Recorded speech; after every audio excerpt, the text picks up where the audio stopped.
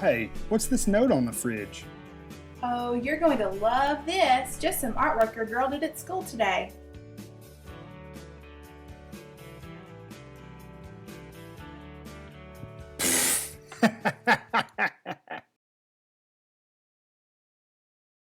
People of the colony!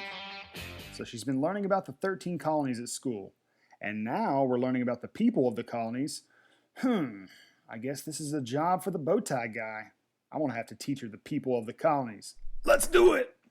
What kind of people lived in the 13 colonies? Before we talk about the people of the colonies, we need to talk about the regions, because the regions contain different resources that contributed to the economies. Each region of the colonies had its own unique geography.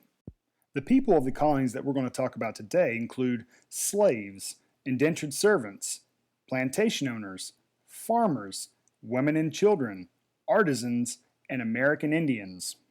You know, there's some parts of history that just make me so mad. Honesty is the best policy, so I'm going to honestly tell you how slaves were treated in colonial America. They were treated awful. They were not given any rights. They were enslaved forever. They were stolen from African tribes, and they were bought, sold, and traded at auctions, breaking up families with little regard for their emotional and physical well-being. Slaves were treated like livestock. They weren't even permitted the opportunity to learn how to read or to learn how to write. Farmers were found throughout the 13 colonies in all three regions.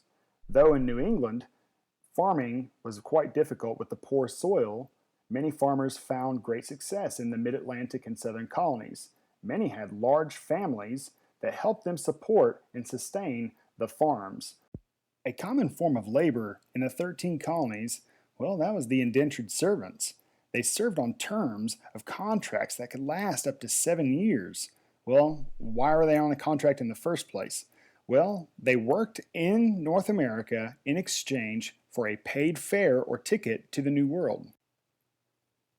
Unfortunately, young Europeans were sometimes stolen and forced into indentured servitude.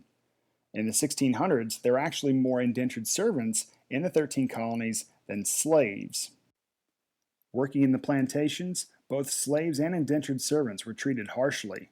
There was one unfortunate reality, though. Slaves could never be free, and indentured servants, once they honored their contract and worked out the duration, would be free.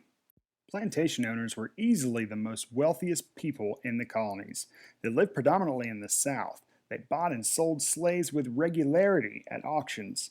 Well, the southern fertile soil and the temperate climates, they made cash crop farming successful, and it made the plantation owners very, very wealthy. Women worked in the home and provided teaching to her girls in cooking, sewing, and soap making. Now the boys worked with their fathers and sometimes later became apprentices. Now what does that mean? You learned a trade that could provide income for your family in the future. Unfortunately for girls and women in the 13 colonies, they had no civil rights. They couldn't vote and they could not own property. If you ever wanted something fixed or something worked on or even something built, you might want to go see an artisan. An artisan made a very comfortable salary in the 13 colonies because they were in such high demand. Those included gunsmiths, silversmiths, and blacksmiths. American Indians were mistreated by the colonists. Some were misunderstood because of the lack of verbal communication. There was cooperation and there was conflict with settlers. Cooperation included the sharing of technology such as farming technology.